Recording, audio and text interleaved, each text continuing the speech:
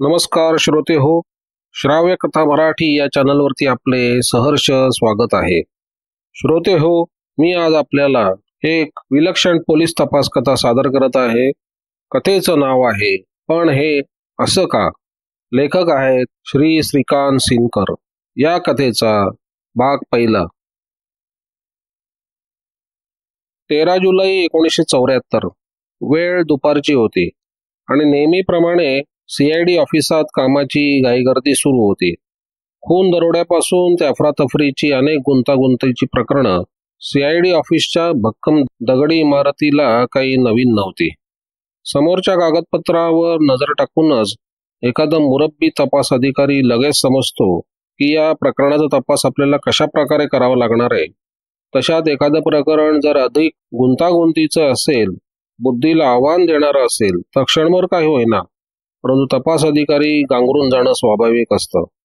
अत्यंत कौशल्याने केलेला गुंतागुंतीचा गुन्हा हुडकून काढून पुन्हा अज्ञात व्यक्तीपर्यंत पोहोचणं हे जितकं कौशल्याचं असतं तितकंच ते गुंतागुंतीचं असतं.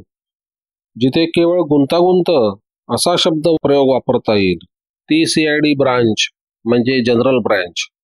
या ब्रँचमध्ये येणारी प्रकरणं पाहून एखादा सामान्य अधिकारी देखील गडबडून जावा ही अशी branch. Dog squad, fingerprint, forensic expert या लोकांची मदत न घेता एखाद्या गुन्ह्याचा शोध घेणारी ही जनरल ब्रँच.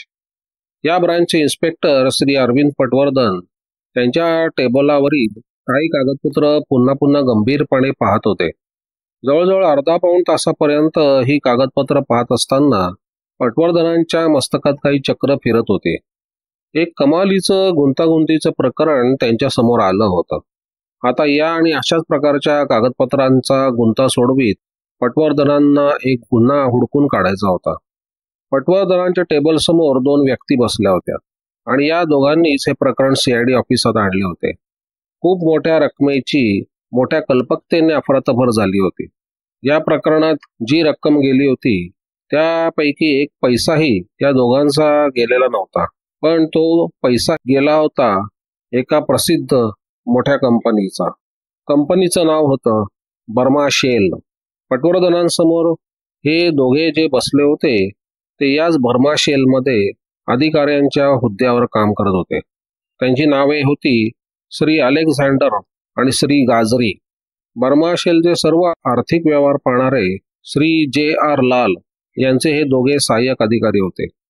श्री लाल यांनी टाईप करून पाठवलेली तक्रार बरोबर घेऊन अलेक्झांडर आणि गाजरी प्रथम डेप्युटी पोलीस कमिशनरना नंतर पटवर्धनांना येऊन भेटले होते. अलेक्झांडर आणि गाजरी यांच्या शेजारी पटवर्धनांचे सहाय्यक सब इन्स्पेक्टर श्री यशवंत सूर्यवंशी बसले होते. पटवर्धनांसमोर कसली तक्रार आलेली आहे याची त्यांना कल्पना होती आणि ते लक्षपूर्वक ऐकत होते.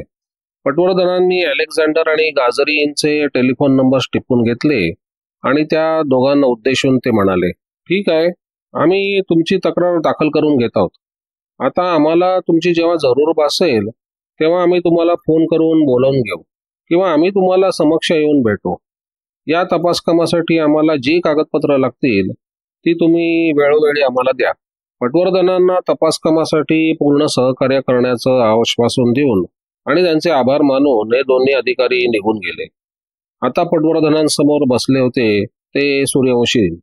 बर्मा शेल या प्रचंड कंपनीच्या खात्यातून जवळजवळ 5,77,244 रुपयांची रक्कम गायब झाली होती.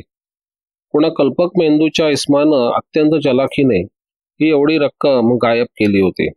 आता केवळ कागदपत्रांच्या आधारे हा अज्ञात डोकेबाज इसम शोधायचा होता.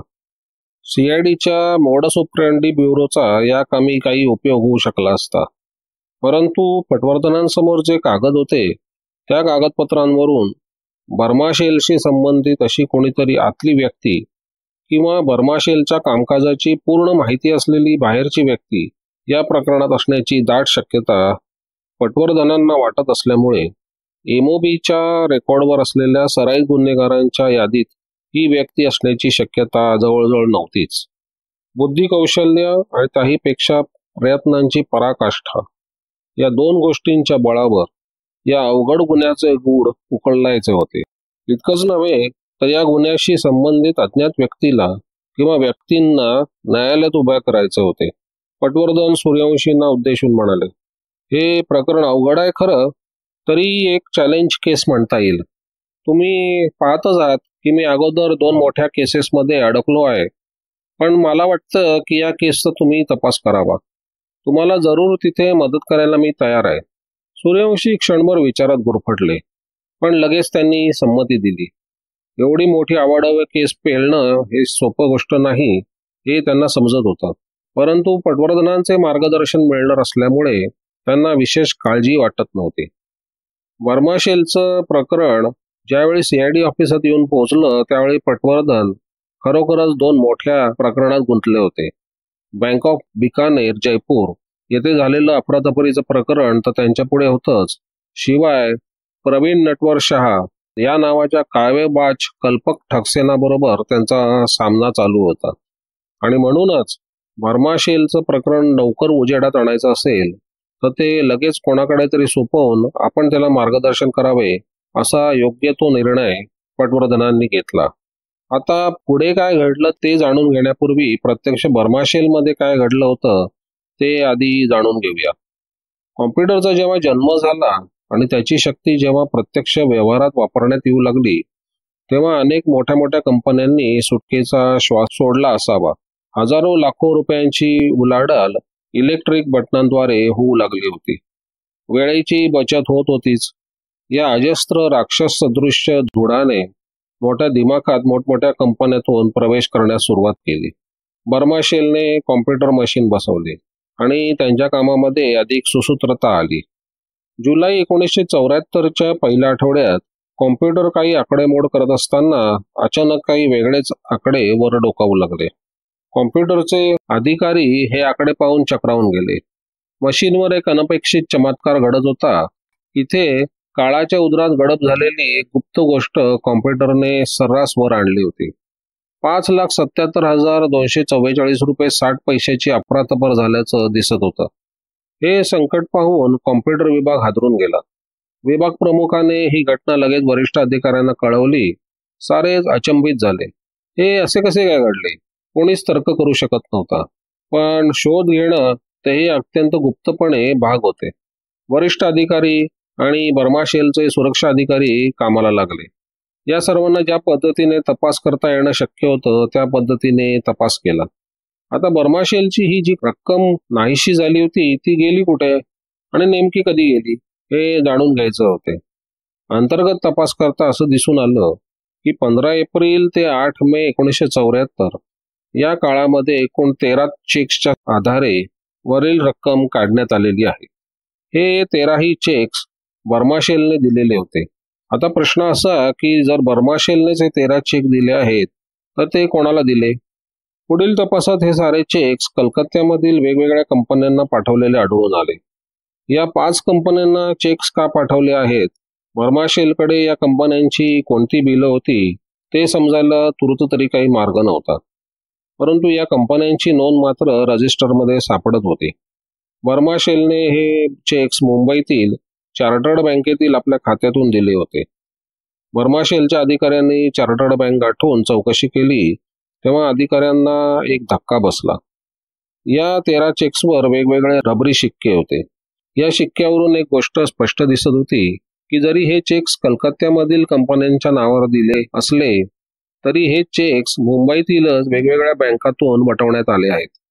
चेक्सवर वर्माशेलच्या 2 जबाबदार अधिकाऱ्यांच्या सह्या होत्या. चेक्स सोडण्यापूर्वी त्या चेक्सची वाउचर्स तयार करण्यात आली होती. ती वाउचर्स पाहून या अधिकाऱ्यांनी सह्या केल्या होत्या. वाउचर्स बनवण्याचे काम वेगवेगळ्या कर्मचाऱ्यांकडे होते. त्यांच्याकडे चौकशी करता 2 अधिकाऱ्यांपैकी एकाची सही काळजीपूर्वक गिरवली गेली असण्याची शक्यता व्यक्त करण्यात आली. आता या वाउचर्सच्या धाग्यावरून कलकत्त्याच्या कंपनीची काही कागदपत्र हाती लागतात का ते पाहू असा विचार करून वर्माशेलच्या अधिकाऱ्यांनी अनेक फायलींची उलथापालथ केली. या श्रमानंतर त्यांना काही पत्रव्यवहार सापडला, परंतु हा पत्रव्यवहार अपूर्ण होता. आणि सगळ्यात महत्त्वाची गोष्ट म्हणजे हा पत्रव्यवहार 1971-72 सालातील होता. या पत्रव्यवहारावरून असं समजत होतं की कलकत्त्यामधील एकूण 3 कंपन्यांनी कलकत्त्यामध्येच बर्माशेलचे काही काम केले होते आणि त्या कामाचे पैसे कंपन्यांना मिळायचे होते.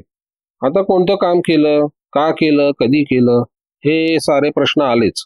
आणि या ज्या 3 कंपन्या होत्या त्यांची नावं अशी होती: RS Sindhal company, 123 theatre road, Calcutta.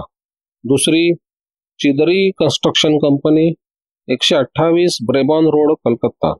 आणि तिसरी company K Mehta company, 64 Chowringhee रस्ता, कलकत्ता. या कोणत्याही कंपनीने कलकत्त्याचा पोस्टल नंबर दिला नव्हता, हे आणखीन एक गूढ होतं. या तिन्ही कंपन्यांनी बर्माशेल कंपनीचे काम संपल्यानंतर कलकत्त्यातील कंपनीचा गाशा गुंडाळून पुढे गुलबर्गा विभागात काम करण्यास सुरुवात केली होती. गुढांची मालिका काही संपत नव्हती. कलकत्त्यातील कोणत्या तरी 3 कंपन्या ज्या बर्माशेलचं काही काम करतात आणि काम संपल्याबरोबर तिन्ही कंपन्या कलकत्ता सोडतात, या तिन्ही कंपन्या जर त्या खरोखरच अस्तित्वात असतील तर त्या 3 कंपन्यांचा एकमेकांबरोबर काही संबंध असावा का केवळ योगायोगच म्हणायचा? या तिन्ही कंपन्यांखेरीज आणखीन 2 कंपन्या, त्याही कलकत्त्याच्याच, ज्यांचा वरील 13 चेक्स बरोबर संबंध आला होता, त्यांचे कोणत्याच प्रकारचे कागद बर्माशेलमध्ये सापडले नाहीत. या कंपन्यांची नावं Nutan construction company, 20 Netaji Subhash road, Calcutta आणि ABC company, mission road, Calcutta अशी होती. 13 चेक्सपैकी काही चेक्स या कंपन्यांच्या नावावर फाडण्यात आले होते. वरील 3 कंपन्यांप्रमाणे याही 2 कंपन्यांनी कलकत्ता येथील पोस्टल नंबर दिला नव्हता. बर्माशेलचा जो आर्थिक विभाग होता त्या विभागाची कार्यपद्धती ठरलेली होती. कोणत्याही बिलाच्या संदर्भात आलेल्या पत्रव्यवहारावरून सर्वात अगोदर एक वाउचर तयार केले जायचे. या वाउचरवर ज्याने ते केले असेल त्या कारकुनाच्या वरिष्ठाची सही घेऊन नंतर वाउचर आणखीन एका अधिकाऱ्याच्या सहीसाठी जायचे. शिवाय बिलाची रक्कम जर 10,000 रुपयापेक्षा जास्ती असेल तर आणखी एका वरिष्ठ अधिकाऱ्याची सही व्हायची. अशा प्रकारे एकूण 4 सह्या झाल्यानंतर ते वाउचर कॅश डिपार्टमेंटकडे येत असे. कॅश डिपार्टमेंटला असे वाउचर आले म्हणजे चेक टाईप करून तयार केला जाईल. अर्थातच हा चेक केवळ ज्याच्या नावाने किंवा ज्या कंपनीच्या नावाने काढण्यात आला असेल त्याच खात्यात तो जमा व्हावा, अन्य खात्यात जमा होऊ नये म्हणून चेकवर पेईज अकाउंट ओनली असा स्पष्ट उल्लेख करण्यात येत असे. यानंतर वाउचर आणि चेक अंतिम सह्यांसाठी 2 अधिकाऱ्यांच्या टेबलवर जात असे. हे दोन्ही अधिकारी एकमेकांच्या विभागाशी संबंधित नसल्यामुळे सुरक्षिततेची अत्यंत सुरेख काळजी बर्माशेल कंपनीने घेतली होती. ज्या अर्थी 13 चेक्स फाडण्यात आले होते त्या अर्थी 13 वाउचर्स तयार झाली होती आणि या वाउचर्सवरील प्रमाणित सह्या खऱ्याच आहेत असं समजून 13 चेक काढण्यात आले होते. इतकंच नव्हे तर हे चेक कलकत्ता येथील बर्माशेलच्या विभागीय कार्यालयातर्फे पाठवावेत असा शेराही होता. या सर्व वाउचर्सवर श्री JR लाल, श्री बालिशनाथ नागप्पा, श्री BS नाईक आणि श्री HK श्रीनिवासन या जबाबदार अधिकाऱ्यांच्या सह्या होत्या. या वाउचर्सवरील संदर्भावरून कलकत्त्याच्या कंपन्यांचा आणि बर्माशेलचा अज्ञात असलेला व्यवहार 1969, 70 आणि 74 या सालामध्ये झालेला दिसत होता. अधिक तपासात वरील 4ही सह्या पूर्णपणे खोट्या असल्याचे दिसून आले. सर्व वाउचर्सवरील अक्षर एकाच व्यक्तीचे दिसून येत होते. कॉम्प्युटरने जो स्फोट केला होता तो दिनांक 8 जुलै 1974 रोजी. त्यानंतर बर्माशेलचे अधिकारी स्वतः त्यांच्या पद्धतीने तपास करत होते, परंतु हा गुंता यशस्वीपणे सोडवणे त्यांना शक्य झाले नाही. बर्माशेलचे तपास अधिकारी खरोखरच निराश झाले. आता पुढील तपासासाठी पोलिसांची मदत घेतल्या वाचून दुसरा पर्याय नव्हता. आणि मग 13 जुलै 1974 रोजी श्री JR लाल यांच्या सहीची टाईप केलेली तक्रार घेऊन श्री अलेक्झांडर आणि श्री गाजरी हे CID ऑफिसात आलेले होते. बर्माशेलला पूर्ण विश्वास वाटत होता की या प्रकरणात आपल्या कार्यालयातील कोणी माणूस असला पाहिजे आणि कंपनीच्या कामकाजाची त्याला पूर्ण माहिती असली पाहिजे. यात एक महत्त्वाची घटना अशी होती की बर्माशेल ही मुळात परदेशी कंपनी होती, परंतु या कंपनीचे भारतीकरण करण्याचे नक्की ठरले होते. सरकारने तसा आदेशही काढला होता आणि हे भारतीकरण होण्यापूर्वी कंपनीने कलकत्ता, मद्रास, दिल्ली आणि प्रमुख शहरातील आपले व्यवहार आवरत आवरत आस्ते आस्ते मुंबई कार्यालयात आणले होते. परंतु हे सर्व करीत असताना नेमका याच उलाढालीच्या प्रसंगी कोणीतरी डाव साधला होता. आता हा डाव कोणी साधला, कसा साधला, हे पुढे बघूया. तूर्त बर्माशेलमध्ये नेमकं काय घडलं ते चित्र जास्तीत जास्त सोप्या पद्धतीने मी आपल्याला सांगितलं आहे. आता पटवर्धन आणि सूर्यवंशी या दोघा अधिकाऱ्यांनी तपासकाम कसे सुरू केले तेथे वळूया.